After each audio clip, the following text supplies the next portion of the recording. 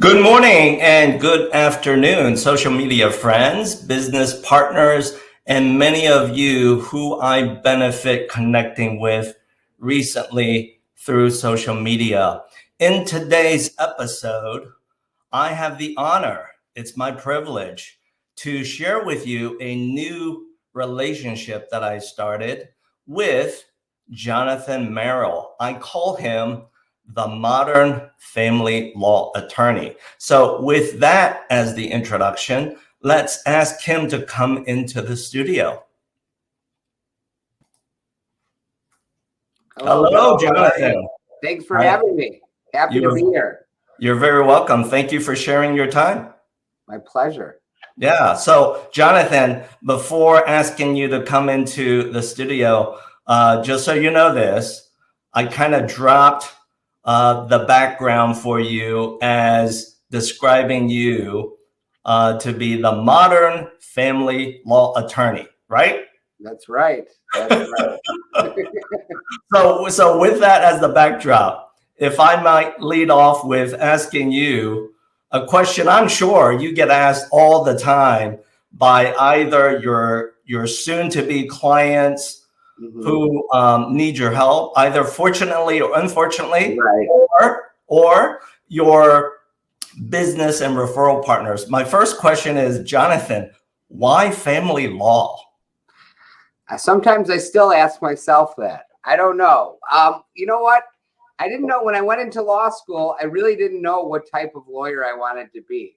And, I thought about all the different areas of law that you could practice. And, I thought transactional, but that didn't really kind of fit my style. I thought like big firm, like corporate stuff and, real estate related. Liked it, but not really my style. And there's tax. You think about all those things. And while, I didn't really know what to do, I kind of fell into a law clerking position during law school where I started working at a family law firm.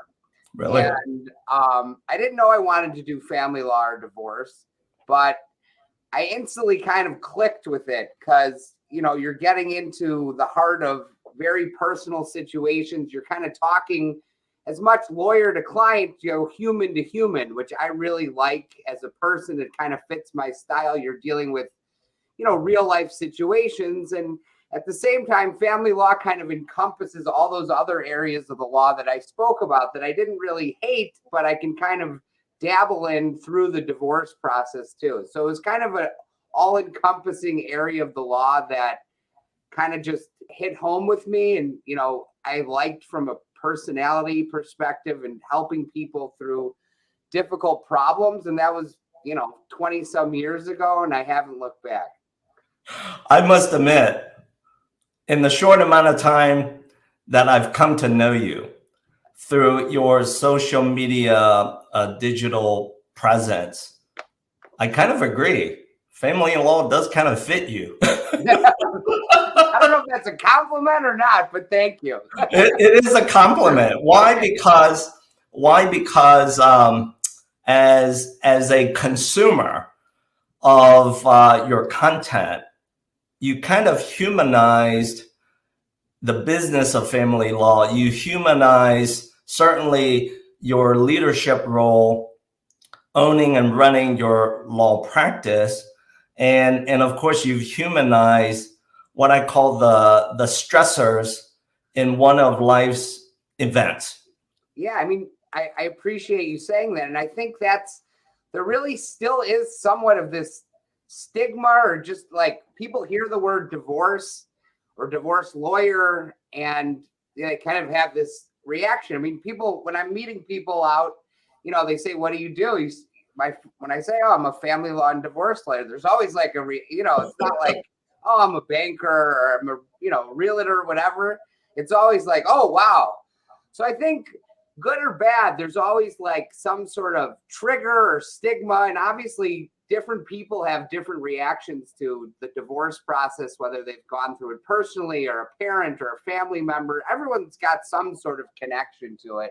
Yeah. But at the end of the day, as difficult it could be and as bad of, like I said, a stigma it might have, I mean, at the end of the day, you're freeing people to move on to the next step. You're helping children out of difficult situations. You're helping families really start the healing process when they've been through a lot of pain. So I'm trying to humanize it more, have, the general public get a better understanding of, it's not just this horrible thing to go through. It's actually something that's therapeutic in nature and allows people to move on with their lives. So I'm trying to convey that, both in person to my clients and obviously through social media as well.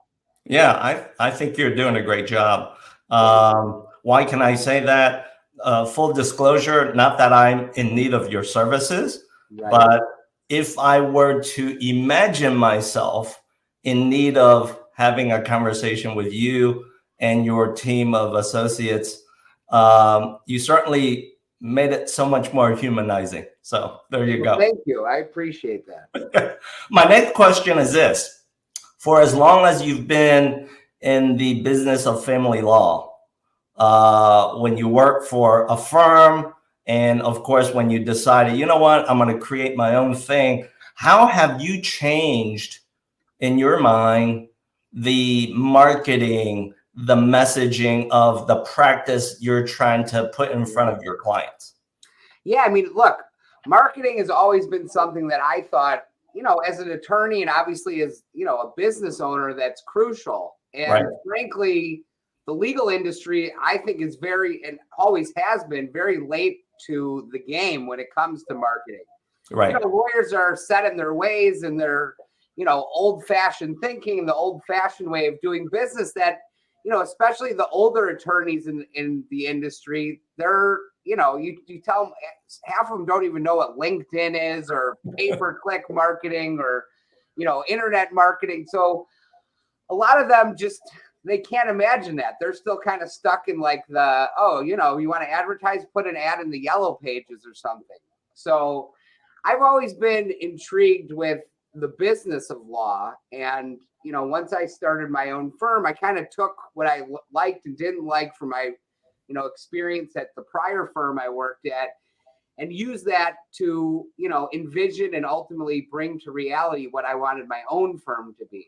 And a lot of that hinges around marketing, not just for, business and clients, but also conveying the culture that I wanted to create for my employees. So Nice. Not just marketing to potential clients, but also marketing about my firm and making sure we could attract the best talent in the industry, which is, as just as important, obviously, as bringing in the clientele, is bringing in the good people, because we want the best people working at our firm. And in order to do that, you want to create a good culture and make sure you're attracting those people to your firm to work there. Spot on. In the role that you're in, leading from the front, you're shaping, molding the image, the persona of your law firm. But you're right. It's also, as you grow, you have to delegate and you have to make sure the associates you want to attract kind of row the boat the same way that you row the boat. Exactly. You couldn't have said it better. Right. I mean, you're only as good as your people. And That's obviously, true. The bigger the business gets, like you said, the more you have to rely on your people. And, I would not feel comfortable, delegating tasks to people that I didn't think could do a great job. And that's a tough part of being a business owner is, knowing that it's okay to let go and, trust your people. And obviously, the better quality people you have, the easier that is to do. Yeah. How has technology changed the business of law, or specifically family law? Can you speak to that? Yeah, I mean, well, obviously, everything changed when COVID hit. So the practice of law changed when everything became, Zoom court. And, as much as COVID's, hopefully starting to go away, there's going to be long lasting impacts of like the technological impact of what COVID did to the court system. I talked to lots of judges, and a lot of them want to continue the Zoom format for as much as they can. So that's greatly impacted the practice of law. Obviously, in certain situations like trials and depositions, oftentimes you want to be in front of that person face to face.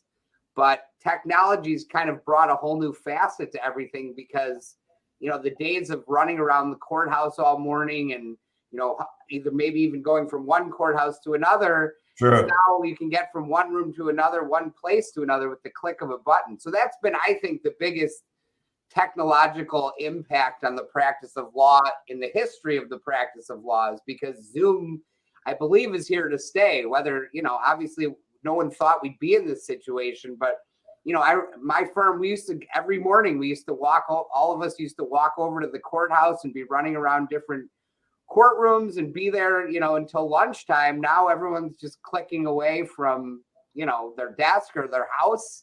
From if they're on vacation, you could be in court. I mean, it's wild. So that's a huge, I think, bit of technology that's going to have, long lasting implications on the practice of law. True. And, from a family law perspective, there's just a lot of new technology with like client management software and the use of, programs like Smokeball, which just kind of basically run your law firm from top to bottom. These are new, things like Smokeball and Clio are programs that, we've started using, and it changes from billing to tracking clients to contacts to sorting information. These are great tools to have. So does the latter part of technology, Jonathan, does it help you do more with less time and also give you the data when you need it front and center? Is that the value for you? Exactly. Like it's just all at the touch of a fingertip. And I mean, even better, it's on your phone. You used to be out and, working on a file or doing phone calls and you had to write down your time, your billing on like a legal pad. Now if there's an app on the phone, you just put in your time there. You can see any document that we have on a file, and we've gone pretty much all electronic. So if you need to see something on someone's case and you're out and about, you can just pull it up on your phone and see anything you want. So I mean, it's really changed from when I started, and everything was faxing and you got stacks of paper this high. I mean, we're trying to move towards paperless. Some people are still kind of really have the paper and their highlighters out, which I understand, but for the most part, we're heading to pretty much everything being scanned and electronic. I'm glad to hear you're making the transformation happen. So with that said, because this next question, I hope you take it the wrong way. The right way, not the wrong way. Right or wrong. Jonathan, what would you tell your 25-year-old self what you now know today? Well, I would tell myself, if I had to talk to my younger self, I would say don't be worried to take risks. And sometimes you're just tentative, and I understood, even making the leap to starting my own firm, it's like 2009, it was in the recession. Me and my wife were about to have our second kid. And, I'm like, I'm making this move. She's like, you're crazy. I'm like, I know I'm crazy, but I have to do it. So that was really a risk I took. But, once you are relying strictly on yourself and, your paycheck is you, I think you start, when I was younger, I'm like, you know what? I don't know if I can do this. I was kind of scared to do things, and maybe that kind of made me a little tentative. But as I've gotten older, I've learned that it's okay to take risks and it's okay to fail. The fear of failing should not stop you. And of course, there are ramifications when things don't go the way you wanted. But in the end, I think you're better off learning from those mistakes and at least saying you tried. I think you just have to risk take sometimes. And hopefully most of those risks, which are usually calculated risks, turn out okay. And, the uncomfort that might be brought on by taking that risk is hopefully outweighed by the success of it and, what you might learn from it if it turns out the wrong way. So I think I would tell myself, don't be scared to take risks. I think that's okay. I think that's good advice for any younger business owners, is that, you got to live and learn, and not everything's going to be the perfect decision. but better to take the decision and maybe learn from it than to have not taken it at all. So I try to learn. I try to do that now and make myself confident that, to trust my instincts and take certain risks. Maybe it's like hiring someone that you didn't necessarily need now, but you want them. So, Good that's way to something think that, about it. Yeah. so that's something that I still think about now. And hopefully younger business owners and young lawyers would do the same. Well, great message. And for those young associates, all of you out there who will be watching this video podcast, this is a valuable, priceless lesson from Jonathan Merrill. Thank you. Appreciate it. My next question is this: What few professions, Jonathan, have surprised you in the fact that you didn't think they'd be able to refer or introduce clients to you? I'm curious to get your answer to that question. I mean, honestly, what's different about family? I've thought long and hard about this question. Okay. I get referrals from anywhere from parents that are friends of my kids' friends' parents, to someone I meet in a grocery store, to someone like a shoe salesman. So what I think separates family law from everybody else is that referrals can really come from anybody. Right. And, anyone might need a divorce lawyer, anyone might need to deal with a prenup or a custody issue. Whereas, the more niche areas of law, such as corporate or tax, business, those kind of things apply to a much smaller group of people. So, Sure. I've literally, looking back at sources of referrals for me, I mean, they've come from, my landscaper, to people who cut my hair when I had hair, to, teachers, old teachers of mine when I was a kid. I mean, they just, that's why I think it's just important to, market yourself and have people know that if someone's in a situation where they might need a family law attorney, that they think, oh, Jonathan Merrill and his firm, they do a great job. I've heard, I obviously know him. So I'm always just trying to expand my network. And I encourage the people that work for me to do the same, especially in our line of work. And I said, look, you go out for a drink and you meet 4 people that you didn't know at a bar, and, you introduce yourself. Those are 4 potential referral sources, because you never know who might need a family law attorney. And we're not this super niche area of the law where it's only going to apply to certain people. So I've always been firmly believer in the more people especially as a divorce lawyer, the more referral sources you have out there. True. And certainly in the spirit of how you've created your presence, the culture of your firm, the modern family law attorney, as I call you, it always goes back to the one thing that I think all businesses share in common: your business, the business that I'm in, and that is, when people trust you, it makes it so much easier for them to refer and introduce you, right? Absolutely. And you really need, trust is very important in my line of business. We're not just doing a real estate closing where, or social security stuff where you're just filling out a bunch of forms. And as I try to convey, on social media, you really should have somewhat of a friendly relationship with your lawyer. At the end of the day, they're hiring me and my firm to do a job, and we take that very seriously. But, there's more to it. You want to feel comfortable with your attorney. And, I tell this to people all the time.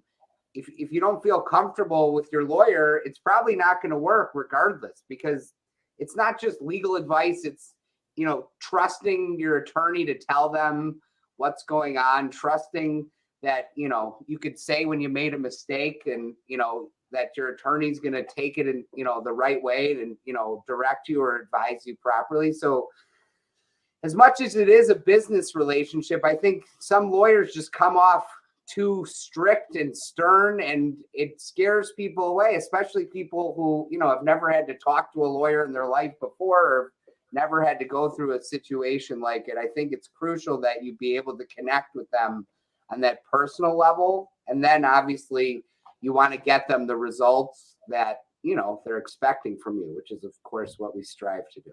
Yeah, right on, right on. Before we wrap up, let me at this point pivot and share a few words, a moment or two from our sponsor today. Our sponsor for today's episode is Planet Home Lending. And in the spirit of the modern family law attorney, Jonathan Merrill, if you may be an attorney, if you may be one of his clients or potential clients who need our help with dealing with a real estate matter and, of course, a mortgage matter, please consider us at Planet Home Lending. We'll help you get to the next chapter. So that's perfect. And I think that's a perfect synergy between our lines of business, because obviously, you know, people who are getting divorced, there's very often the need for, you know, a refinance or the sale of a piece of real estate or the purchase of a piece of real estate. So, you know, our lines of business are very intertwined, and I'm, you know, glad we're here talking about them. Yeah. And as we wrap up, one last question. This is a personal one, Jonathan. Okay. And that is, what is your go-to song that will get you into your zone today, tomorrow, going forward? Well, I'm a big fan of the band Phish. That's Phish. Some people know them, some people don't. They're more of a jam band. People think of like the Grateful Dead kind of when they think of Phish. But they have the one song called Tweezer Reprise, which is just a pump up song to me. It's kind of, there's no vocals in it, but it's just kind of, I kind of think it's like a song that like the Bulls would be introduced to. That's just my go-to band. And I mean, I love their music and have forever. And that's one song that they play that's kind of just like a pump up song. So I recommend everyone to check it out, whether you like Phish or not. All right. And here, courtesy of Phish. Here we go. We've got it. I love it. It is really a jamming song. Yeah. Yeah, it's great. They usually finish their concerts at certain times with this song, and it's a great one. Do you play a musical instrument, guitar maybe? I wish I could. But I could actually see you. I could actually see you on the stage of with the band Phish jamming on your electric guitar. Oh God, that would be a dream. Instead, I just go and watch them. All right, Jonathan, and audience members, thank you for listening to today's episode. Jonathan, thank you so much for sharing your time, your wisdom, and certainly putting your human touch on one of life's events. I appreciate you having me. This was a lot of fun. Thank you, Bill. Same for me.